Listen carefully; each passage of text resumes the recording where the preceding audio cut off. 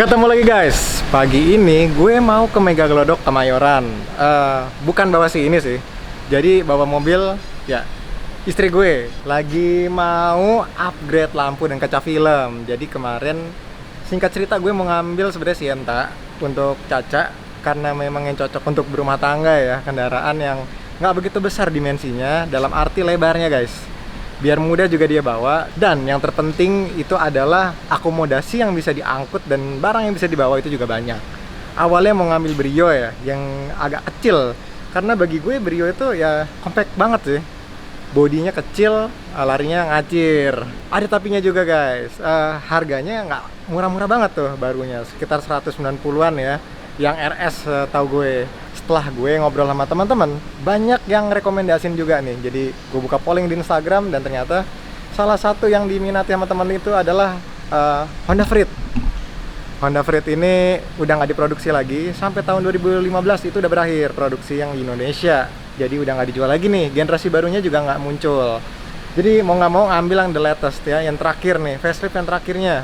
Thank you juga, gue lihat ada banyak teman-teman di YouTube ya, YouTuber yang lain yang juga udah mereview mobil Honda Freed ini. Jadi gue bisa memutuskan dan menjatuhkan hati gitu ya, jatuhkan pilihan ke Freed yang terakhir. Kalau gue nggak salah, gue waktu itu nonton di videonya B Channel, si Om itu nge-review ya Honda Freed yang terakhir dan dia rekomendasiin banget. Jadi apa bedanya? Itu ada double blower pasti, untuk mengatur volume audio itu ada di setir. Jadi audio steering wheels-nya udah lengkap juga guys. Dan apalagi ya, paling lampu nggak semuanya merah, jadi ada bagian putih di sampingnya. Thank you Om B Channel, ini sangat rekomen banget nih, enak. Dan gue syukur banget dapetnya ini yang 2014 nicknya, pemakaian 2015, dan kilometernya masih 50 ribuan. Service record Honda resmi ya. Kemarin sempat gue ngambil daerahnya agak di selatan ya, Jakarta, agak jauh tapi worth it banget dengan kondisi yang wow. Dan ini masih dibilang tergolong yang kecil kilonya guys. Rata-rata gue lihat kemarin 80 ribuan sampai 100 ribuan udah banyak banget sih. Tahun 2013, 14, 15an sekitar 90 ribuan lah ya. Ini tergolong kecil. Daripada berlama-lama, jadi kita langsung lanjut aja. Mungkin di next video aja ya. Video berikutnya kita akan oprek-oprek lagi si Fortuner, tapi kali ini kita bawa si Honda Freed Caca. Oke, kita jalan dulu guys. Nggak dari kaca guys, dari pintu ya, maksudnya nggak boleh tuh. Nah ini yang gue bilang nih, audio steering wheels kalau katanya B Channel yang terakhir udah ada, dan yang tahun 2013 facelift yang sebelum ini belum ada. Sayang banget kalau nggak dapat katanya. Ya yang lain-lain sih biasa aja. Ini kilometernya nih guys, kilometernya 54.000. Wow banget, kondisinya seger banget. Ada yang minat nggak nih? Jangan ya, jangan ada yang minat, nanti Caca marah. Kasian nih, udah dapat masa dilepas. Nah jangan lupa maskernya juga guys, masih pandemi, jadi kesadaran kita terus harus ditingkatkan. Kalau gue lihat sangat memprihatinkan banget, banyak yang udah nggak sadar kalau corona itu masih eksis dan lebih parah sebenarnya. Ya kita ini punya tugas sebenarnya nih untuk mengingatkan ke teman-teman di rumah, dan juga teman-teman kalian juga yang untuk kalian ingetin. Gue minta partisipasinya untuk saling menjaga kesehatan, dan protokol kesehatannya jangan dilupakan guys. Ya kemarin gue coba bawa mobilnya Caca, itu lampunya nggak terang, kaca depannya agak gelap. Mungkin pemilik sebelumnya ini menambahkan kaca film di depan, dan kaca kiri kanannya malah enggak. Jadi kalau dibilang kaca depan dan samping lebih gelapan yang depan guys, agak bahaya. Dan lampunya masih original bawaannya. Nggak apa-apa, gue bersyukur banget dapet kendaraan yang masih orisinil dan nggak banyak apa-apa, nggak dirubah-rubah. Jadi gue bisa lebih puas ngerubahnya, karena udah dirubah. Ibarat kata ada lubang yang lo tambal lalu lo lubangin lagi, jadi hasilnya kayak nggak presisi. Mendingan kita sendiri yang bikin sesuai selera kita guys. Jangan lupa maskernya dipakai. Apa perlu nih kita kasih untuk ke teman-teman yang beruntung maskernya? Jangan lupa di subscribe dulu. Perjalanan guys, kita menuju ke sana. Let's go. Cakep juga ya guys, lampu belakangnya Fortuner baru nih. Kalau velgnya sih gue kurang suka sebenarnya nih. Velgnya kurang masuk di selera gue. Duh, cakep. Perlu upgrade nggak ya kalau lampunya doang nih? Kalau bagian depannya menurut gue sih nggak perlu ganti ya, karena lebih aman kalau bawaan 2016. Kalau belakangnya gila sih, gugah juga cuy.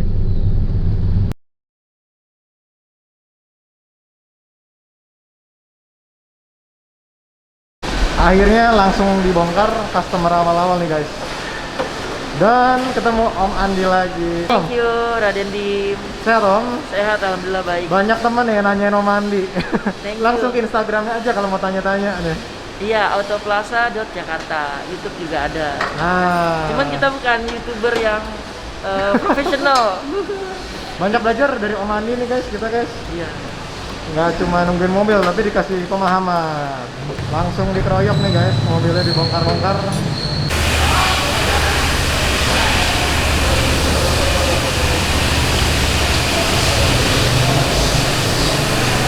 Dikasih lihat nih guys, Om Andi ada customer yang lampu DRL Pajero-nya udah redup. Iya. Dan banyak ternyata banget. ini Om ya. Iya, problemnya di sini karena LED-nya tembak langsung gini dan dia nyala terus kontak on. Panas. Ini mikanya ini dia akrilik. Panas kontak on, nyala terus. Udah begitu ingat kita tuh negara tropis. Yes. Ya, kebetulan saya pernah kerja di Amerika 9 tahun. Di Amerika Utara sama Eropa itu mataharinya keluarnya pas summer doang. Kalau negara kita 12 bulan termasuk musim hujan itu mataharinya keluar terus, jadi nggak kuat.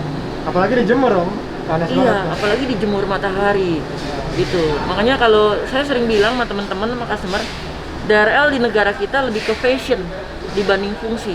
Iya. Kalau di Amerika Utara sama Eropa dia fungsi.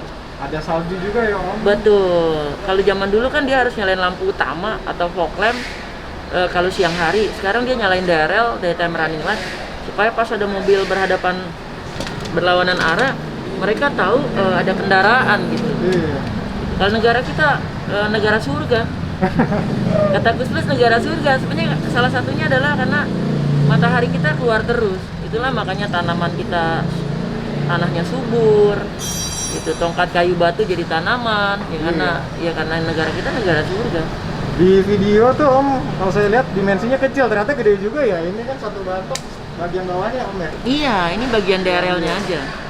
Kita gantiin cuma 1 jutaan jadi lebih murah. Soalnya di bengkel resminya dia harus ganti headlamp. Betul. Nah, itu salah satu kelemahan dari LED-LED sekarang yang LED headlight. Kalau mati mereka nggak jual spare part. Kemungkinan yang punya Mereka Fortuner baru begini juga dong Om. Kan dia garis aja ya, nggak Betul. titik-titik. Betul, saat ini yang 2016-2017 yang kita sering betulin. Yang 2018 ada sedikit gitu. Setelah 3-4 tahun sih. Oke. Sama mungkin tergantung juga durasi pemakaian mobilnya sih. Semakin banyak nyala ya umurnya Iya, Om. betul. Saya sih saranin misalnya Pajero sebelum mati, udah jumpernya jangan ke kontak on aja, ke lampu senja. Lampu senja ya. Lampu senja satu kan nggak nyala terus.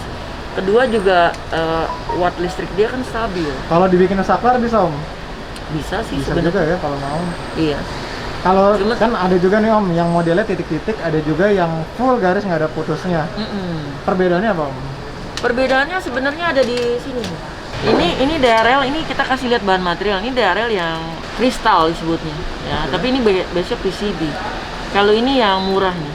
Kalau zaman dulu sampai kotor banget. Iya. Ini yang Osram Lab. Jadi dia lebih nyatu. Oh. Nah, ini yang murah. Jadi kalau setiap customer yang datang selalu kita jelasin tentang bahan material, komponennya, karena kan di market banyak banget macam kualitas. Nggak Kita- dijelasin gitu Om ya. Betul, kita jelasinnya dari bahan material, Oke. komponen, proses pembuatan. Ngomongin Om masalah keawetan.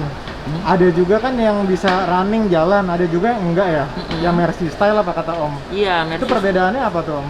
Perbedaannya antara yang Mercy Style sama Lexus Style, jadi cuman sennya aja. Kalau Mercy Style, saya ingat karena saya punya Mercy lama, Mercy tua. Jadi sennya Mercy itu dia panjang dan nge-flash. Kalau Lexus itu dia panjang dan running, sequential. Gitu Jalan ya? aja. Iya, jadi itu ide kita untuk sebutnya Mercy Style atau Lexus Style gitu. Kalau ngomongin keawetan Om, sama nggak? Keawetan sama selama bahan materialnya bagus. Jadi kalau yang bagus itu ya DRL yang kristal itu dia base-nya ini PCB. Bukan flexible wire. Yang murah itu biasa flexible wire. Gitu. Kalau yang bagus dia PCB. Oke. Dari sini. Ya, PCB itu kan kayak buat motherboard, buat di handphone, buat di laptop, itu kan PCB sebenarnya. jadi lebih tahan panas. Kalau flexible wire gampang putus lednya, gampang mati karena dia Mati lalu ya. panas nggak kuat. Kalau nanti kerja di rumah sih.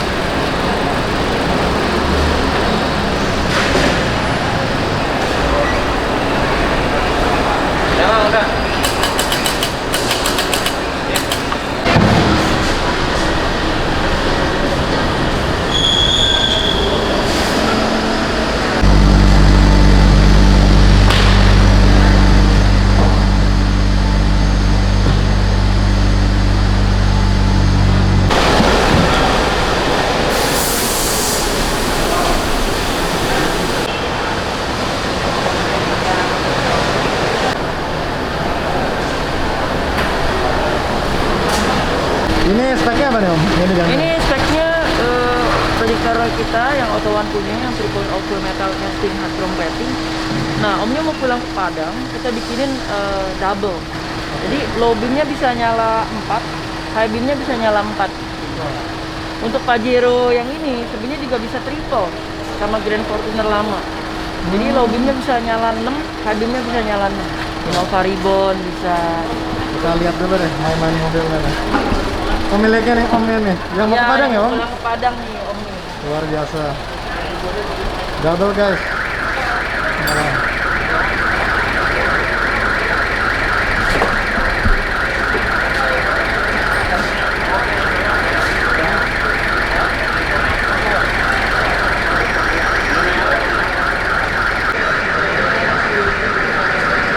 Masih proses guys. Pasang mika, jadi supaya sinar fokusnya dapat, matanya dapat. Gitu. Ini yang buat teman-teman yang baru mau main custom lampu, kita kasih tip.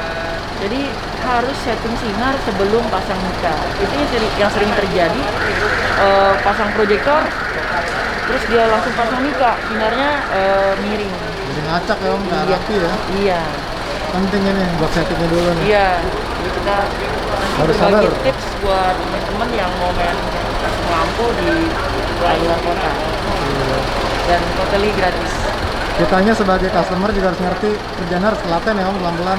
Betul. Nggak boleh diburu-buru nih ngerjain begini nih, harus sabar. Betul. Soalnya modifikasi lampu ini prosesnya banyak macam. Iya. Kita sebutnya ada yang totally plug and play, terus ada yang custom plug and play. Kalau custom plug and play dia bongkar bumper, buka mika, tapi masih plug and play kayak Honda Fit.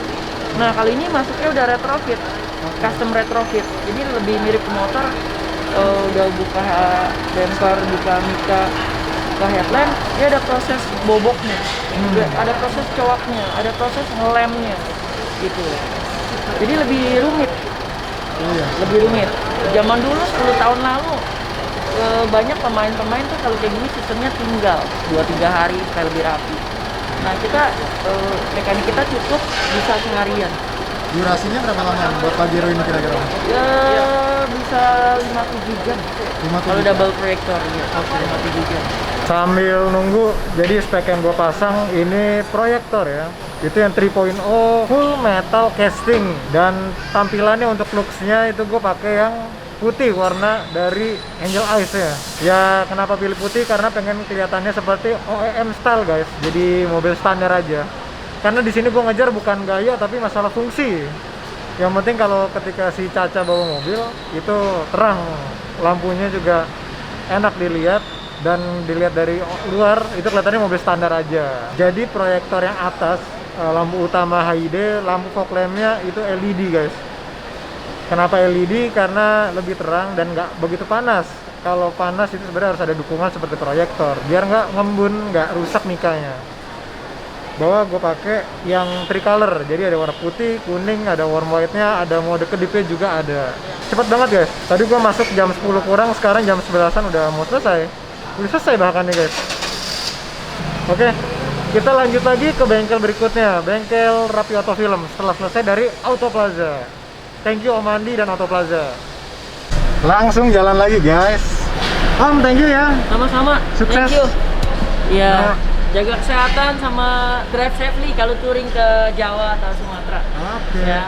Ditunggu kedatangan kalian di Auto Plaza. Thank you Oke. banget, Raden Dim, sukses selalu. Kita dong. Thank you. Ini andalan kita nih. Sehat, Mas? Sehat. Alhamdulillah. Alhamdulillah.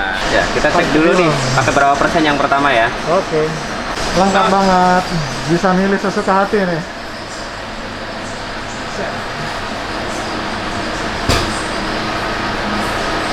Depannya sih sekitar 60%. Depan 60% ya? Iya. VLT-nya dia 18. Oke. IR-nya 10 ya, kebantu dia sama kristalin Mas. Vikul mungkin awalnya. Jadi IR-nya cukup bagus sih. Oke. IR yang masuk sekitar 10%. Jadi kalau kalian kaca filmnya ngerasa udah nggak nolak panas, nggak gelap, butuh diganti, ngobrolin dulu nih sama Mas Pur. Dan ada alatnya ya Mas ya tadi ya?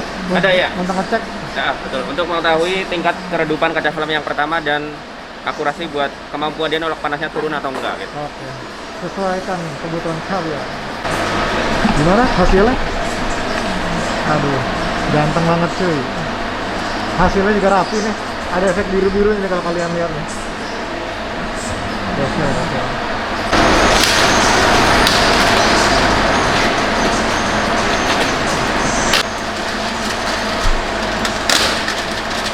Ini kalau kaca bening nih guys. Dan ini yang kaca film sebelumnya nih. Kayaknya 40% atau 60% ya. Nggak begitu gelap nih.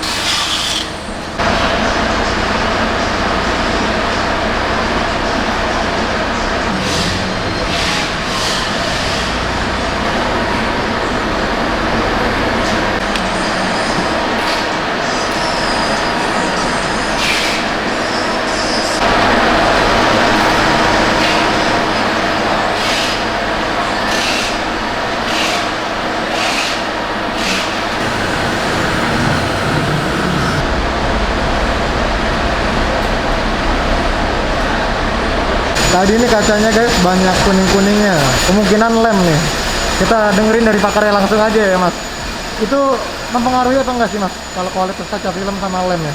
Iya, jadi kalau kaca film itu memang media tempelnya pakai lem. Jadi lem itu memang mempengaruhi masing-masing produk itu beda-beda.